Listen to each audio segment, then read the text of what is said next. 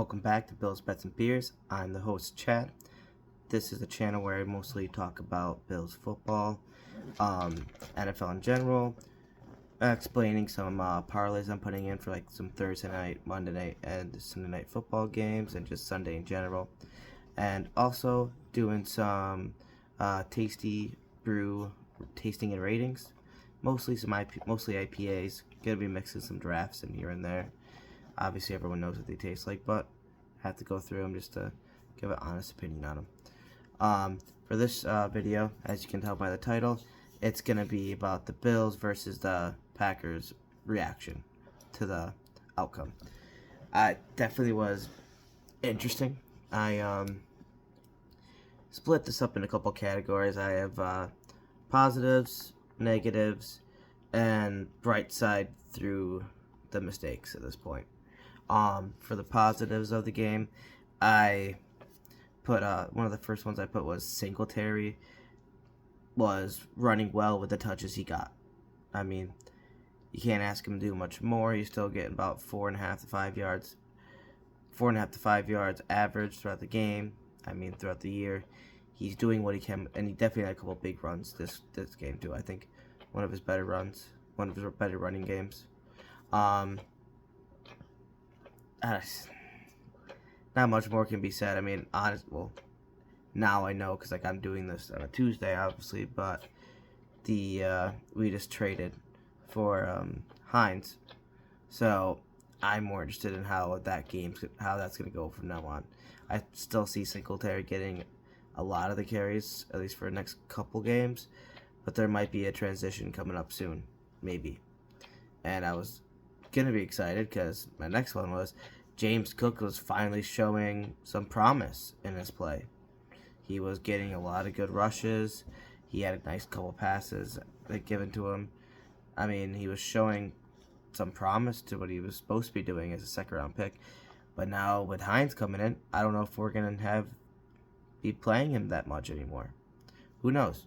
Maybe we play Cooks more and less of Singletary, but that just doesn't make sense with how consistent Singletary's been lately. But I don't know. That's not for me to decide at this point. Luckily, I don't have that stress on my shoulders. Diggs and Allen's connection is stronger than ever. I mean, even with another good cornerback battle, he got a touchdown this week, got over 100 yards. I mean, he's doing well, especially since Josh Allen only had 220-something yards, 218, whatever it was, and Diggs had half of it on 6 receptions. I mean, you can't ask for more than that from your wide receiver one. And that connection just continues to grow, and it's nice to see because definitely going to need that in the postseason to be as tip-top shape as possible. And just in general, we came out strong in the first half, and it is a positive note that coming off the bye week, we still came out strong. But the second half was just lackluster in a sense. Like, we only got 3 points in the second half. But besides that first 3 and out in the first half, great first half. That was the positive side. I mean, we came out strong. We scored the touchdowns we needed, and we got up to a really good lead to get over them. And the defense played well. Wasn't stopping the run, really stopping it, but it was stopping it just enough. Down to the negatives. I don't know. This game was very interesting. I mean, the first half of it, you're so excited, and I was like, oh, this could be another, like, not Steelers game, but like another Rams where we just kind of dominate in a sense and just nothing. It's kind of like just, I don't know. Because I was at that Titans game, I loved every second of it, but I'd like a little bit of closer games just because it doesn't get, so you can just leave the stadium like halfway through the fourth quarter and just be like, well, I know what the score is going to be. And I need to get to parking before we can get our asses out of here. But the rush defense was miserable. I mean, in this game, the rush defense was not great. We ended up allowing over 200 plus rushing yards, and that's just, we can't do that because it's like every time the guy was running, he was getting, like, seemed like he was getting 6 to 8 yards. But whenever it came down, but I don't know, we still allowed them only the 17 points, which is not bad for allowing that many rushing yards and that many attempts. But it just was very frustrating because their only point of attack really was the run game. And I know you have Aaron Rodgers back there, and you're going to want him to throw to you, but you have to stack the box a little bit the best you can. I mean, they might have ate us up in the secondary if we did, but who knows? I think if we would have stacked the box just a little bit more, and even not even stack the box, just knowing they're going to run it. You know they're going to run the ball, and they're still running it like that. That was the frustrating part. It's not like it was an offense where, like, oh, like Philadelphia, for example, oh, Hurts can run. They can run the ball, or they have a decent wide receiver core, and you don't know what they're going to do, so you have to prepare for everything. You have to have a spy for Hurts.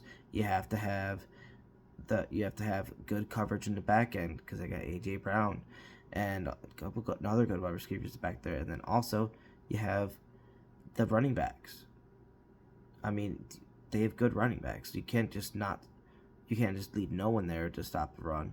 So it's not like we're facing a team like that. This team's only strength right now at this point of the year is the run game. Aaron Rodgers is a great quarterback. He's just not playing great. He doesn't have the weapons to pass that well. That's what was the frustrating part, was just not stopping it and just allowing them to keep getting 6 plus yards a carry, it seemed like, every time. With ease, like the holes are wide open. It just blew my mind sometimes. Those Allen's back-to-back interceptions, pretty much, that was a very frustrating and negative thing. I felt like on that first one, he could have ran and got that first down easy. He had the space. It's just like he was trying to force something downfield just to make points. It's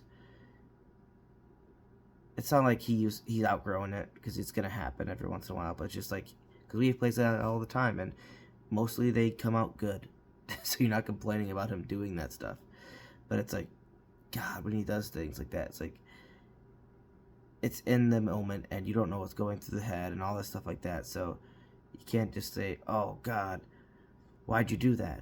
But as a fan, you can, because we're just watching the game. We're not playing it. So it doesn't matter what happened or why we decided to do that. The good thing is at the end of the game, he owned up to everything and said, yeah, I got to play better. I can't be making plays like that. I think this is going to be another, because I think he might have been getting a little cocky with how everything's been going well for us. So just not to get too comfortable and lackadaisical, just kind of to keep your head in the game and know, like, I can't just always play 100% full bore. Sometimes, if everything's covered back there, I got to find another way to make it. And not always running, because I think they don't want him to run as much, because he might, with running more, he has more of a chance of getting injured. And we're looking good for this season so far, but that's part of his game, and you can't really stop it. So you got to get a good mixture in there. And that second one at the 3-yard line, when it was like third down, you can't.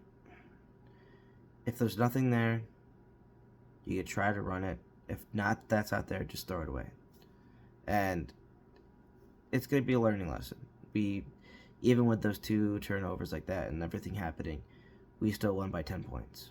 There was never a chance in that spot in that game where we seemed like we were down or they were going to come back, at least to me. I definitely had a couple people that I text with throughout the game, and they were getting worried, like, oh, God, they're going to come back. I'm like, listen, like, we're still up 27-10. I'm not worried. And then even when they got that touchdown, it was 27-17. I'm like, we're still up by 10. There's no way that they're going to come back with that time, especially with how they're doing their offense and they're running the ball. And I was listening to Z-Bot yesterday on Buffalo Fanatics, and he had a good point where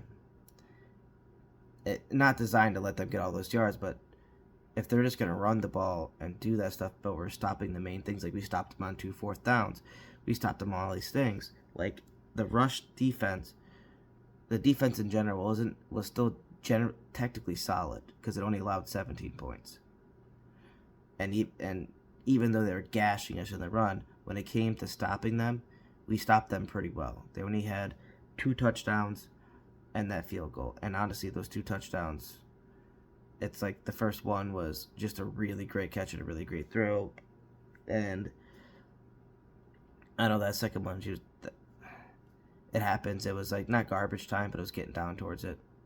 So it's like they still played well. They're still playing them underneath 20, just over like the minute, over like what we've been like averaging.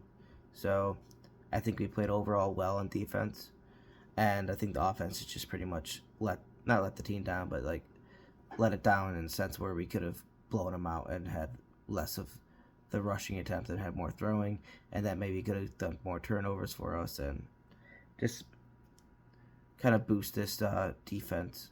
But I think we're going to have a lot of good confidence boosters coming up in this Jets game, so not worried. Just it's nice to have confidence boosters coming back off a bye.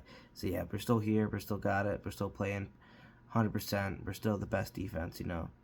It's good to keep a good mindset, like not that no one can beat us, but just a confidence where like they're going to come out and play and like, I know I can do this. I'm not worried about me not getting this done. Also, another look on like the bright side through some of those mistakes was the pass rush was still very effective. I mean, we got 2 sacks on Aaron Rodgers. He was getting pressured often, and we weren't really blitzing.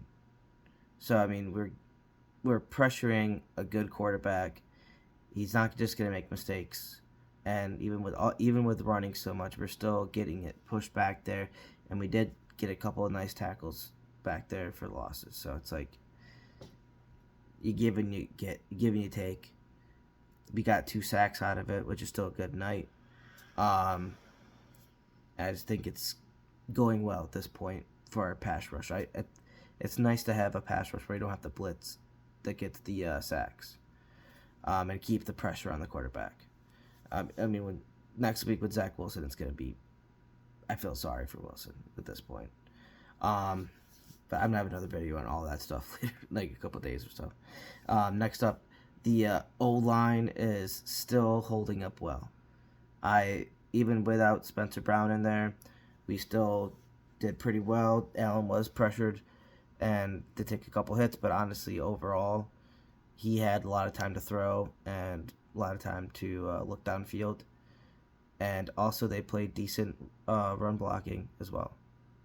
So, I think there's nothing really to worry about too much on the O-line at the moment.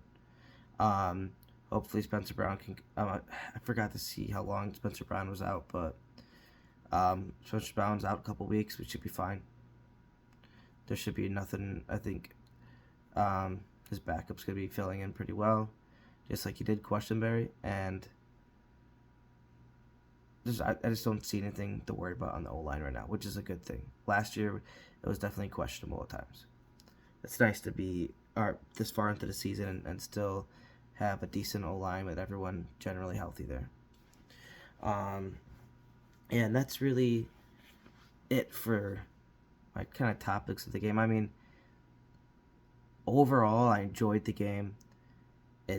I never really had, like I said before, I never had a thought that we were going to lose it. It never came down like, oh man, we might lose. No. We always had control of this game. We started out going 3-and-out initially, then we just tallied on the points, and then we kind of didn't end well in the second half, but we still won by 10, so there's nothing to really worry about for me. What I did like for a bright side is, even though like we were up by that much, I I didn't like how Josh Allen was being that aggressive, but the play calling and everything was still an aggressive attack type. We weren't saying, oh, let's hold back, let's not have all these players doing this kind of stuff.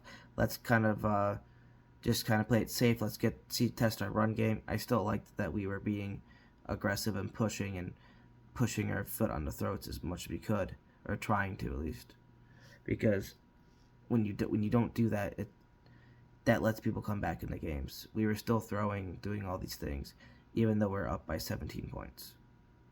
So I mean, it's nice to see that, because we gotta just keep that momentum going, and just keep that mindset. Like, you can't rest a rep, pretty much, until you get up by like 20 something points, like like we did against the Titans, and same thing with like the Steelers, and then you let the starters rest and you shoot the other people in so they can play their heart out, and you don't have to worry about any injuries as much. I just got a couple finishing topics up here, my previews. I'll probably be dropping this tomorrow or Thursday. It's going to be a playoff prediction mid-season. I have everything planned out. I just have to basically record it and put it up. Just going throughout the AFC, NFC, predicting who I think is going to be at each seed and why. I definitely have some things where people probably won't agree on, but that's what I think. That's how I see it happening, just because I looked at all the schedules and everything like that when it came down to the 5, 6, 7s.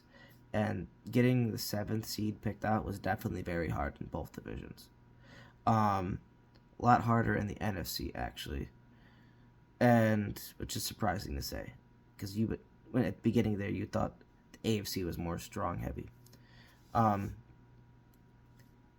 Next up, I'll be doing Thursday Night Football parlay and prediction, and that's gonna be the Eagles versus Texans, and also gonna be dropping a video probably Friday, just so I have like an idea of all like the people practicing, who might be in the game and whatnot. Bills versus Jets preview, prediction, and parlay for the game. I'll be putting all that into one video. Be a little bit longer, probably more towards like 30-ish minutes, but it'll be worth it just to get it all in there, so I have to worry about recording another one just for the Bills preview for that. I like doing parlays for the Bills games just to keep it separate, so because I generally get really close to winning those, unless there's a day when Josh Allen just gets 200 something yards and there's nothing you can do about that. Anyways, gets back to my sponsors. Crochet with Elisha. She's my wife. She does really good crochet projects. You can hit her up on Instagram. It's crochet with Elisha, Elisha. She does a lot of really good cardigans, shirts, bikini tops, bottoms. I mean, anything you could think of. She does dolls. Even like she just does really good kids jackets. Even like hats, gloves. She does like dragon scale type gloves for winter. They're really cool. And she does a lot of stuff. So just if you DM her, she'll tell you like what she'll think the price is for it and everything. And she's really fair with her prices. Honestly, they're pretty low for the amount of work that goes into it. But that's how it is with handmade stuff. So she just puts a lot of work and effort into them, so it's gonna be good quality, and it's gonna be good quality yarn because she doesn't cheap on that stuff. Next I have my buddy Evan. He has a channel called Mr. Nasty Time. I'll put a link in the description for him. He does a lot of NFL videos, MMA videos. Every week he does a video ranking all the NFL teams, from 32 to 1. Explaining each thing. Obviously now it's going to be getting more to explaining more of the top, like probably 15-ish with a little bit more in depth, but he still does it like probably a couple minutes per team. So they're around about 50-ish minutes for these videos. So you get a good knowledge base of what, like, why he's thinking a certain thing. He also does some MMA fight videos, like some parlays on that every once in a while. And he's doing gaming on it now. He switched from Twitch to that, so every time he's doing that, he's been playing a lot of Modern Warfare 2. He does a lot of RPG games, like and just things like a lot of different types of games. So you're not gonna get really bored with what he's doing on there. And my future sponsor, hopefully, New Belgium Voodoo Ranger. Shout out to them. They got the best IPAs around, honestly. Especially they have a lot of hazy ones. Best one out there is Juice Force. If you haven't bought it, try it. It's a 9.5%, and it tastes like it's like 5.5, 6. It has a really good flavor, taste to it, and everything, and it's not too bitter or hoppy for like what you would normally expect when it gets towards that percentage-wise. It's really great, and they have a whole slew of other ones out there as well. Hop Raider's really good. That just came out recently. I don't know. Just check them out. You won't miss it in the store. It's a skeleton always being creative at that point. There's a skeleton like flying planes, skeleton looking like Indiana Jones, everything. But yeah, that's gonna be the end of this video. If you like this content, do me a favor, hit like and subscribe. Obviously, I'm still a little bit new into this, but thank you for sticking around and listening to it if you've gotten to this far in the video. But you guys have a good night and day whenever you listen to this. And as always, go Bills.